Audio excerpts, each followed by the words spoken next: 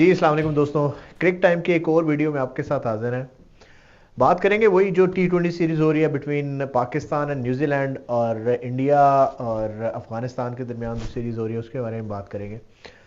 बात करते हैं दूसरा T20 हुआ कल पाकिस्तान और न्यूजीलैंड का।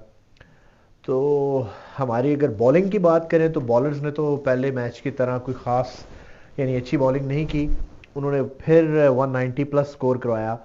और शाहीन अफरीदी की स्पेशली बात करें तो शाहीन अफरीदी यानी जब से कैप्टन बने हैं ना, उनकी परफॉर्मेंस इंतहाई बिलो पार है। बल्कि आप कैप्टनसी से पीछे चले जाएं, मेरा ख्याल में 6 महीने पीछे चले जाएं, वर्ल्ड कप से ऑनवर्ड, मतलब शाहीन अफरीदी की परफॉर्मेंस जो है ना इंतहाई एवरेज है। मतलब एक होती है बल्कि एवरेज बिलो एवरेज है परफॉर्मेंस है। दोनों T20s में कोई उसने एक्स्ट्रा ऑर्डिनरी बॉलिंग नहीं करवाई।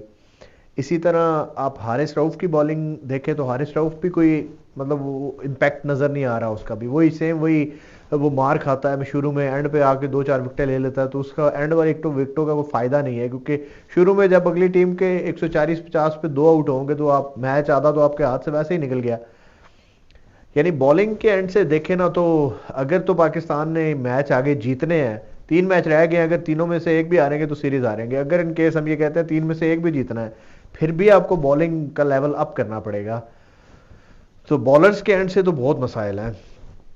बात करें अगर शाहीन को कैप्टेंसी की, मेरा नहीं, वैसे मेरी जाती राय है कि शाहीन का ये टाइम नहीं बनता था कैप्टन बनाने का, क्योंकि एक बंदे की फॉर्म पहले नहीं है।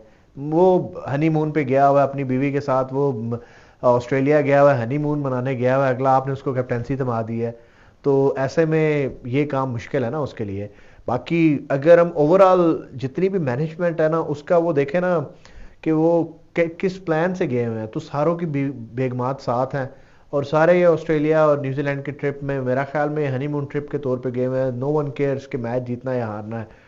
और अगर आप बैटिंग की बात करें, बाबर आजम अगेन यार बहुत ज़बरदस्त खेला, बहुत ही वो जिसे कहते हैं ना कि वो अपने टच में नज़र आया, बहुत आउटस्टैंडिंग उसने 50 की।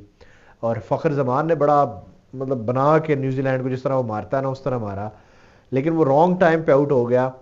प्रॉब्लम ये है कि बाबर आजम बेचारा एंड तक जाता है। बाबर आजम क्या कर सकता है, ज़्यादा यही कर सकता है ना, एंड तक जाए। उसके साथ किसी ना किसी को उसको सपोर्ट करना है तब मैच जीता जा सकता है। फ़खर जमान अच्छा खेला, अगर फ़खर जमान 5 ओवर और खेल जाता तो मैच साइड पे लगा देना था। लेकिन चाचू की परफॉर्मेंस देखें, नीचे उसकी वो जो कीपर है मोटा हमारा आजम खान की परफॉर्मेंस देखें, तो बिल्कुल जिसे कहते हैं ना तितर बितर परफॉर्मेंस है। कोई परफॉर्मेंस हम ये नहीं कह सकते हैं कि बड़ी एक्स्ट्रा ऑर्डनरी परफॉर्मेंस है। और इवन साइम अयूब, अभी ये जितने नए बच्चे हैं ना खेलते तेज हैं, डोमेस्टिक लीग्स या T20 लीग्स में बहुत अच्छा खेलते हैं। इंटरनेशनल लेवल पे अभी तक इनमें से किसी ने भी कोई ऐसी परफॉर्मेंस नहीं दी कि हम ये कह सके कि यार ये बड़े ही यानी फ्यूचर का हमारा टैलेंट है। हाँ, साइम अयूब में एक टैलेंट नज़र आता है कि अगर वो खड़ा हो जाए तो वो बड़ा जिसे कहते हैं ना 360 काइंड ऑफ प्लेयर है। बट वो यानी आपको उस इंटेंट के साथ आपको ये भी देखना आता है कि आपने क्रीज पे खड़े भी होना है। तो ये चीज़ें मैटर करती हैं। मेरा ख्याल है कि पाकिस्तानी मैनेजमेंट ने थोड़ी सी गलती कर दी। रिजवान और साइम को ओपन कराने के बजाय बाबर और साइम से ओपन करवाते, क्योंकि वो ये दोनों पिशावर जल्मी की तरफ से भी ओपन करते हैं दोनों। तो वहां पे अगर इन दोनों की परफॉर्मेंस आप देखें ना, ठीक है फटा विकटें होती हैं, बट ये है कि वहां पे परफॉर्मेंस इनकी बहुत बेहतर होती है। तो शायद वो एक सीनियर के साथ जब एक जूनियर खेल रहा होता है तो वो उसको वो उस क्रीज में जिसे कहते हैं लंबी इनिंग्स खेलने का भी वो उसको वो एक्सपीरियंस होता है। खैर हमारा मिडिल ऑर्डर फिर से फ्लॉप हो गया, लोअर ऑर्डर ने भी कुछ नहीं किया। एंड पे शाइन ने आके 2-4 छक्के चौके लगाए, लेकिन तब तक गेम ओवर हो चुकी थी। इंडिया और मैच हो रहा है अफगानिस्तान का, उनकी सीरीज हो चुकी है। दूसरा मैच था कल। और दूसरा मैच हुआ, अफगानिस्तान ने बड़ा मतलब एक बेहतरीन किस्म का स्कोर किया। अगर उनकी बैटिंग को देखें 170 प्लस किया। जो वो उनका बैट्समैन है गुलबदीन नायब, वो 1 डाउन आया, उसने बड़ा बना के कोई 5 मेरे ख्याल में 6 छक्के मारे हैं, कोई 4-5 चौके मारे हैं, सही उसने क्लास ली। लेकिन भाईजान इंडियन के पास जो बैटिंग है ना, अपनी पिचेस पे तो वो धो के रख देते हैं। उन्होंने 15 ओवर में चेज कर दिया। कोई उनका वो है कोई दुबे, शिवन दुबे, उसने कोई मिडिल ऑर्डर में आके कोई पता नहीं कितने छक्के मारे हैं उसने, कोई मैं 30 बॉलों पे कोई 60-70 रन किए हैं।